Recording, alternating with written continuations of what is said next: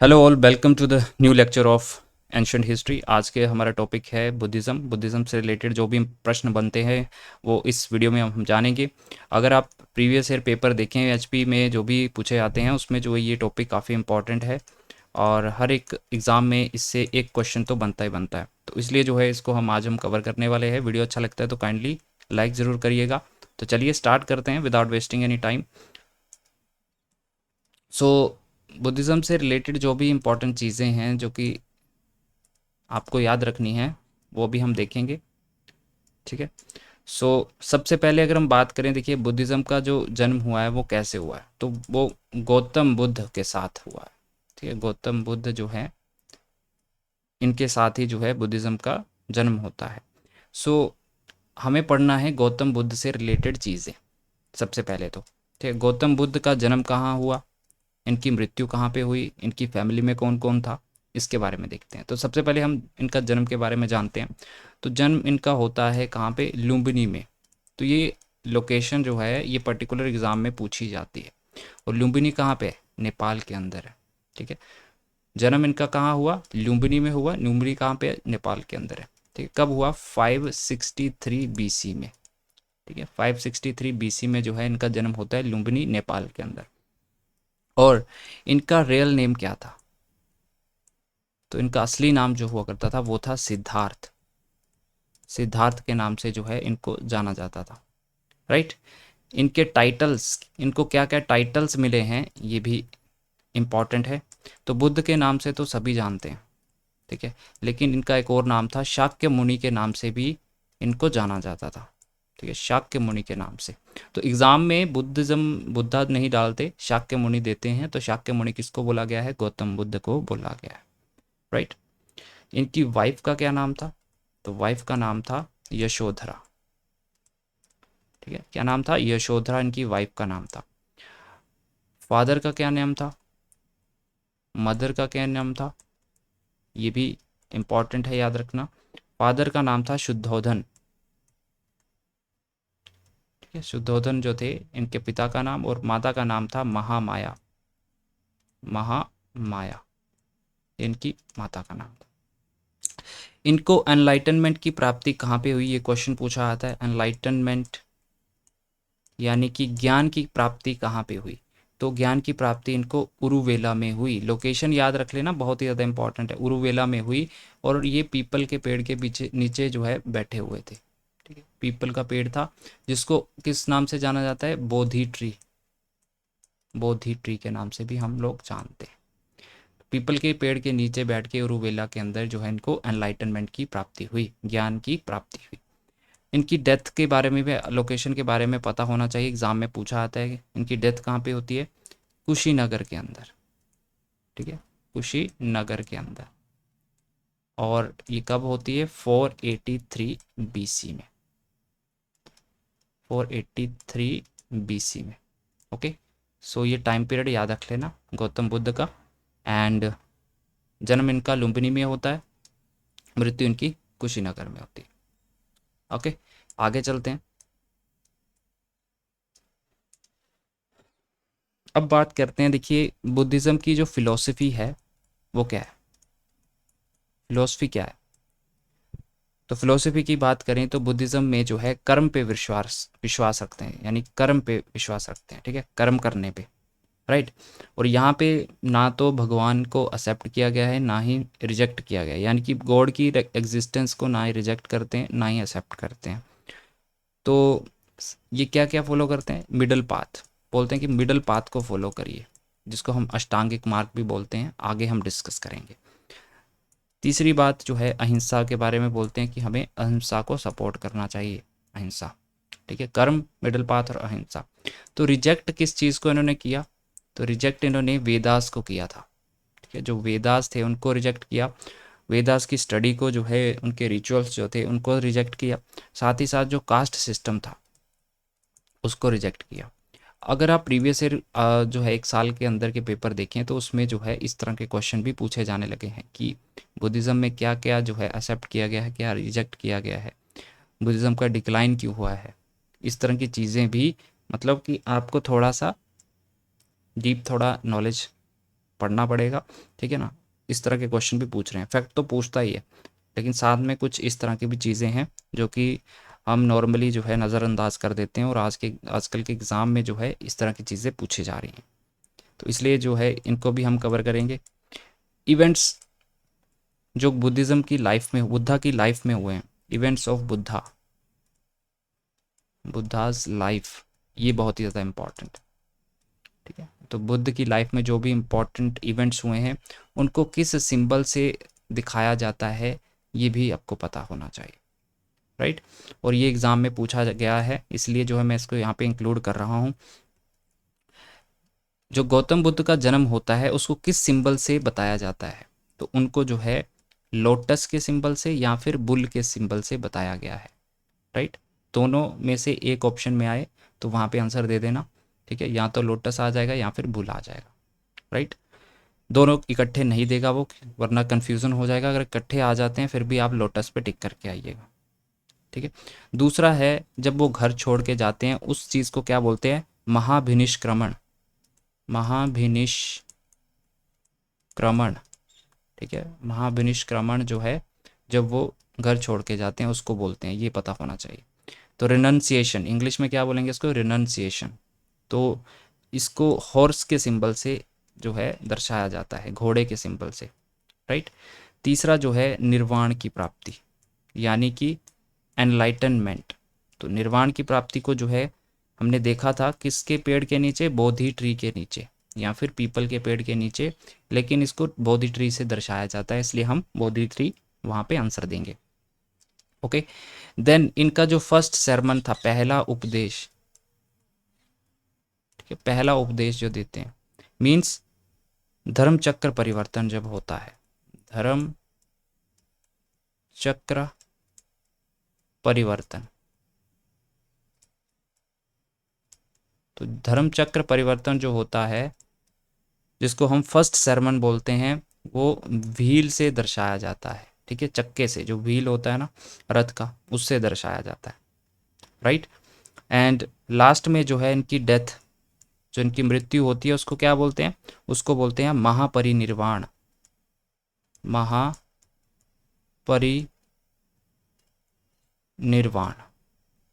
उसको महापरिनिर्वाण बोलते हैं, ओके। और उसको जो है स्तूपा के सिंबल से दर्शाया जाता है, स्तूप, राइट।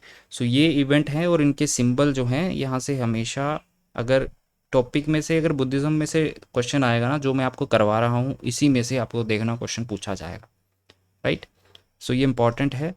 आगे बढ़ते हैं, चलिए आगे बात करते हैं कि बुद्धिज़्म के जो 4 नोबल ट्रुथ हैं वो कौन कौन से हैं, 4 नोबल ट्रुथ्स ऑफ बुद्धिज़्म। तो पहला जो ट्रुथ है वो है सोरो, कि हमारी ज़िंदगी जो है वो फुल ऑफ सोरो है, राइट, दुखों से भरी हुई। दूसरा जो है 4 नोबल ट्रुथ, वो है सभी दुखों का कारण क्या है, डिज़ायर। क्या सभी दुखों का कारण क्या है, डिज़ायर है। और यहाँ पे बोला गया है कि वी कैन ओवरकम सोरो, यानी कि हम सेसेशन ऑफ सोरो जो है कर सकते हैं, यानी कि दुखों का निवारण कर सकते हैं। क्या है, सेसेशन ऑफ सोरो। तो सोरो का निवारण हम कर सकते हैं, दुखों का निवारण हम कर सकते हैं, ये पॉसिबल है, ये तीसरे फोल्ड पाथ में बोला गया है, सॉरी नोबल ट्रुथ में बोला गया है। देन लास्ट आता है अष्टांगिक मार्ग, अष्टांगिक मार्ग, कि इसको हम निवारण कैसे करेंगे, इसका निवारण हम करेंगे अष्टांगिक मार्ग के थ्रू, जिसको हम 8 फोल्ड पाथ भी बोलते हैं, ठीक है। इसको भी हम डिस्कस करेंगे, 8 फोल्ड पाथ क्या क्या होते हैं, राइट। तो अष्टांगिक मार्ग मेनली किसके बारे में बताता है, हमें बोलता था कि आप जो है मिडिल पाथ को फॉलो करिए। मीन्स मिडिल पाथ क्या, ना तो आप ज़्यादा ग्रोस लग्जरी के पीछे भागिए, ठीक है, ज़्यादा अमीरी जैसे होती है ना लग्जरी लाइफ जिंदगी, तो उसकी एस्पिरेशन कम कर दीजिए, और ना ही सीवियरिटी, या ना ज़्यादा पुअर ना ज़्यादा रिच, मिडिल पाथ में चलिए, ठीक है। तो वो जो होता है मिडिल पाथ, तो ये जो है मिडिल पाथ होता है, ये आपको कहाँ पे, निर्वाण की प्राप्ति करवाएगा।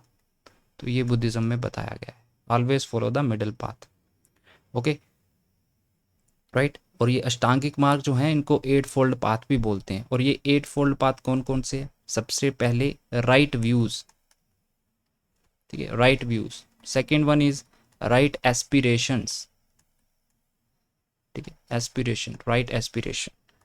Third one is right speech, अच्छा बोलचाल जो है होनी चाहिए। Fourth one is right conduct, ठीक है। Fifth one right livelihood. Sixth one right effort. Seventh right mindfulness, mindfulness. And last is right meditation. तो ये होते हैं एट फोल्ड पाथ, जिनको हम अष्टांगिक मार्ग बोलते हैं, जिनको फॉलो करके जो है आप ओवरकम कर सकते हैं सोरोस को और निर्वाण की प्राप्ति कर सकते हैं। ये बुद्धिज्म में बताया गया है, राइट। आगे बढ़ते हैं। तो ये इंपॉर्टेंट चीज़ें हैं, इसको आपको देखना पड़ेगा। अब बात करते हैं जो त्रिरत्न है। तो बुद्धिज्म में कौन कौन से त्रिरत्न हैं, या फिर हम बोलें थ्री जेवल्स ऑफ बुद्धिज्म। अगर आपको क्वेश्चन पूछा जाए कि what are three jewels of Buddhism, या फिर त्रिरत्न कौन से हैं, तो ये है सबसे पहले Buddha, second is Dhamma, and third one is संघ। बुद्ध, धम्म और संघ, ये तीन त्रिरत्न हैं किसमें, बुद्धिज्म के अंदर, ठीक है। सिंपल है, बुद्ध, धम्म और संघ, राइट। अब हम आगे डिस्कस करेंगे बुद्धिस्ट काउंसिल के बारे में। जो बुद्धिस्ट काउंसिल हुई हैं, जो मीटिंग हुई हैं, वो किसके समय में हुई हैं, किसने उसको प्रिसाइड किया है और कहाँ पे हुई हैं, ये क्वेश्चन पूछा जाता है। तो याद रखना, बुद्धिस्ट काउंसिल की जब भी बात आएगी ना, तो ये 4 बुद्धिस्ट काउंसिल हुई हैं अब तक। कौन कौन सी हुई हैं?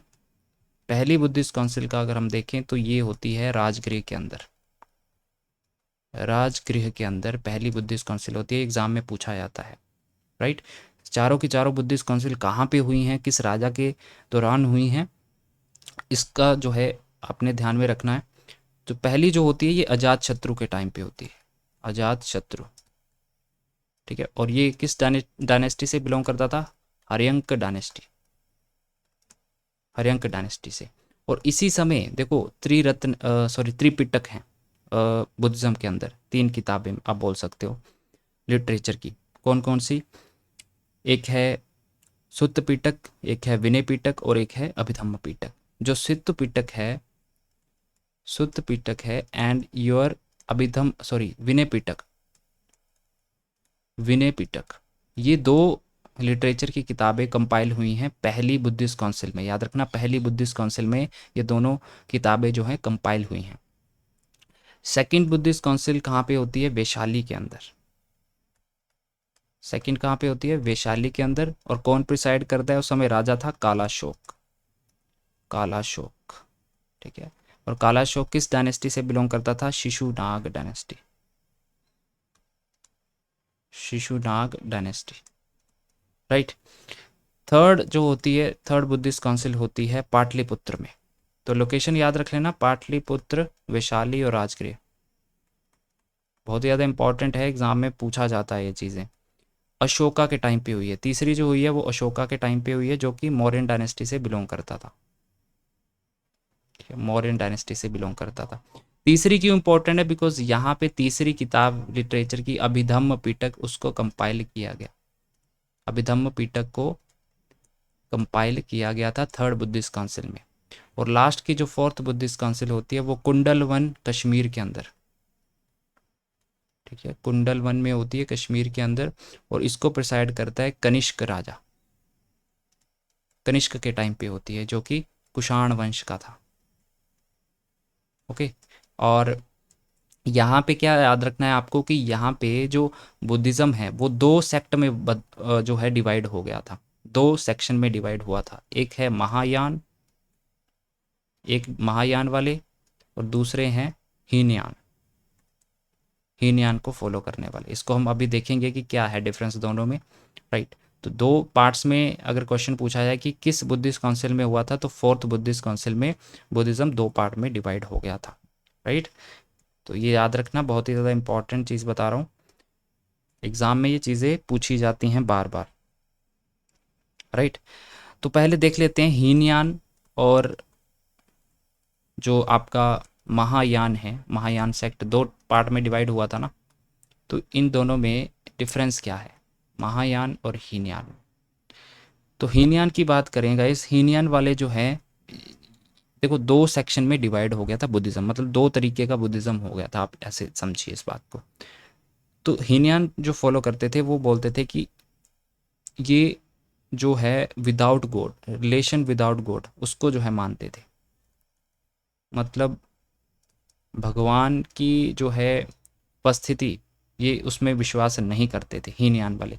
लेकिन ये जो है गॉड एग्जिस्टेंस पे विश्वास करते थे, जो महायान को फॉलो करते हैं, राइट।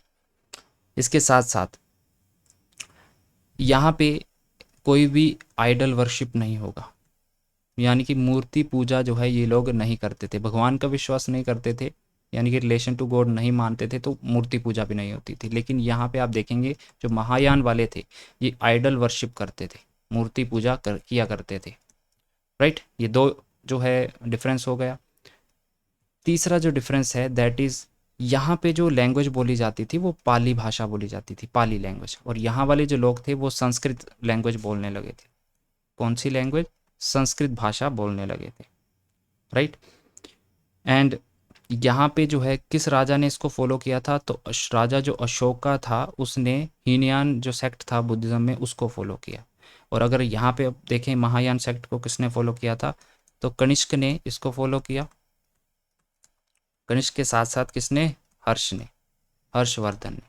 तो इन दोनों ने जो है महायान सेक्ट को फॉलो किया था। तो ये पता होना चाहिए, इंपॉर्टेंट है, राइट। ओके, सो ये डिफरेंस है इन दोनों के बीच में मेनली। अब हम आगे चलेंगे, बात करते हैं यार लिटरेचर की। जो लिटरेटरी जो बुक्स हैं, त्रिपिटक हैं, तो त्रिपिटक हैं जो लिटरेचर की किताबें हैं, कौन कौन सी? सुत्त पिटक, विनय पिटक और अभिधम्म पिटक। ये क्या क्या है, इनमें क्या डिफरेंस है, क्या है इन चीज़ों में, तो ये क्वेश्चन भी पूछा जाता है। सबसे पहले सुत्त पिटक देखते हैं। सुत्त पिटक में क्या है, डायरेक्ट आपको डेफिनेशन दी गई होगी और आपने टिक लगाना है, उसमें से 3 ऑप्शन यहाँ पे दिए गए होंगे। सुत्त पिटक में है जो भी बुद्ध ने अपने उपदेश दिए हैं उन सभी का कलेक्शन कहाँ पे है? सुत्त पिटक किताब के अंदर है। तो it contains the collection of sermons, जो भी उपदेश दिए हैं, sermon ऑफ बुद्धा, बुद्ध के जो भी उपदेश हैं उनकी सारी कलेक्शन कहाँ पे मिलेगी आपको? सुत्त पिटक के अंदर मिलेगी, राइट। दूसरा है विनय पिटक। विनय पिटक, तो विनय पिटक में क्या है? विनय पिटक में है आपके रूल एंड रेगुलेशन, जो भी मॉन्क्स हैं, बुद्धिज़्म को फॉलो करने वाले जो भी मॉन्क्स हैं, ठीक है, वो उनके रूल एंड रेगुलेशन क्या हैं वो विनय पिटक किताब में लिखे हुए हैं। सो हम आपको कीवर्ड याद रखना है कि रूल एंड रेगुलेशन की बात होगी ना जब भी बुद्धिज़्म के, तो आपका आंसर क्या हो जाएगा? Vinaya Pitaka, rule and regulation of monks following Buddhism, right. Next आता है अभिधम्म, लास्ट वाला अभिधम्म पिटक जो है, इसमें क्या है? इसमें है बुद्ध की टीचिंग की फिलोसफी सारी। तो philosophy of teaching of Buddha, तो बुद्ध की जो टीचिंग है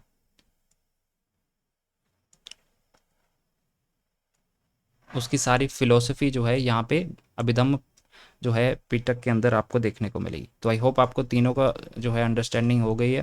पहला, दूसरा, तीसरा, तीनों इंपॉर्टेंट है, लिटरेचर के त्रिपिटक बोलते हैं इनको किताबों को, लिटरेचर की किताबें हैं, सुत्त पिटक, विनय पिटक और अभिधम्म पिटक, राइट। नेक्स्ट चलते हैं, जातक क्या है? अगर क्वेश्चन पूछा है जातक क्या है, तो जातक क्या है? जातक 500 अराउंड पोइम्स का जो है एक कलेक्शन है। जातक बेसिकली बताता क्या है? जातक बताता है जो प्रीवियस वर्थ है गौतम बुद्ध का उसके बारे में, previous worth of Gautam Buddha, Buddha के जो पिछला जन्म है उसकी कहानियाँ या उसकी बातें जो हैं यहाँ पे उसको डिस्क्राइब करता है जातक के अंदर, जातक पुस्तक के अंदर, राइट। सो ये याद रखिए। इसके अलावा देखिए दोस्तों, कुछ स्टोन पिलर्स मिले हैं जहाँ से हमें बुद्धिज़्म का पता चलता है। कहाँ कहाँ पे? गया में स्टोन पिलर्स मिले हैं। गया जो है आपका बिहार के अंदर, सांची बिहार के अंदर, राइट। और बहरूद, तो बहरूद, सांची और गया बरहूत में, ठीक है। यहाँ पे इसको स्पेलिंग देख लेना, बरहूत में, बरहूत, सांची और गया में जो है स्टोन पिलर्स मिले हैं बुद्धिज़्म से रिलेटेड, जो कि क्या करती हैं, it depicts the life of, depict life of Buddha, Buddha के लाइफ के जीवन के बारे में यहाँ से पता चलता है स्टोन पिलर से। ओके। एंड गांधारे आर्ट जो आप सुनते हो वो भी जो है उसका भी आर्ट यहाँ पे आपको देखने को मिलेगा, वो भी बुद्धिज्म से रिलेटेड है, ठीक है। इसके अलावा केव आर्किटेक्चर आपको देखने को मिलेगा। केव आर्किटेक्चर कहाँ पे मिला है, ये आपको मिलेगा बराबरा हिल्स, बराबर हिल्स, बराबर हिल्स कहाँ पे है, गया बिहार के अंदर, वहाँ पे केव आर्किटेक्चर मिला है। सेकंड, नासिक, अगर वेस्ट इंडिया की बात करें तो नासिक के अंदर जो है इसके ट्रेसेस मिले हैं, राइट, ठीक है। सो ये याद रखिए। इसके अलावा देखिए बात करें तो यहाँ पे अगर क्वेश्चन पूछा है कि डिक्लाइन क्यों हुआ है, बुद्धिज़्म का डिक्लाइन क्यों हुआ, what was the reason behind it, तो आपने याद रखना कि उस समय जो ब्राह्मिकल सेक्ट था, यानी कि ब्राह्मणशिप, जो ब्राह्मण लोग थे जैसे, उनका कल्चर जो था ना वो ज़्यादा बढ़ गया था, राइट। और लोग क्या था, लोग थे पाली लैंग्वेज से ट्रांसफ़र कर रहे थे संस्कृत में। तो जब भी क्वेश्चन आएगा ना कि जो बुद्धिज़्म में लैंग्वेज कौन सी थी, तो वो थी पाली बेसिकली, देन वो मूव कर जाते हैं संस्कृत में, इसलिए जो है यहाँ पे आप डिक्लाइन देखेंगे इसका। ओके। साथ ही साथ करप्ट प्रैक्टिस होने लगती है यहाँ पे, बुद्धिज़्म में जो है करप्ट प्रैक्टिस स्टार्ट हो जाती हैं, ये रीज़न था। और यहाँ पे आप देखेंगे नई फॉर्म का जो है बुद्धिज़्म निकल के आएगा। हमने देखा था ना बुद्धिज़्म को पहले दो पार्ट में डिवाइड कर दिया गया था, हीनयान और महायान, लेकिन एक और सेक्ट वहाँ से निकलता है वज्रयान के नाम से, ठीक है। वज्रयान भी शुरुआत होती है, जिसमें क्या था, वज्रयान में क्या खास बात थी, यहाँ पे क्या है, वुमेन की एंट्री हो जाती है बुद्धिज़्म में, एंट्री फॉर वुमेन वज्रयान के अंदर, तो इसलिए जो है ये डिक्लाइन का कारण बना। तो ये तीन चार कारण हैं बुद्धिज़्म में डिक्लाइन के कारण, ठीक है। सो ये इंपॉर्टेंट है। अब एक और बात याद रखनी है, बुद्धिज़्म से रिलेटेड यूनिवर्सिटीज़ कौन कौन सी हैं, वैसे तो तीन चार हैं, लेकिन इम्पॉर्टेंट जो हमें याद रखनी है वो दो ही हैं। एक तो आपकी नालंदा यूनिवर्सिटी, ये बुद्धिज़्म से रिलेटेड है। नालंदा यूनिवर्सिटी कहाँ पे है, बिहार के अंदर है, कहाँ पे है, बिहार के अंदर है।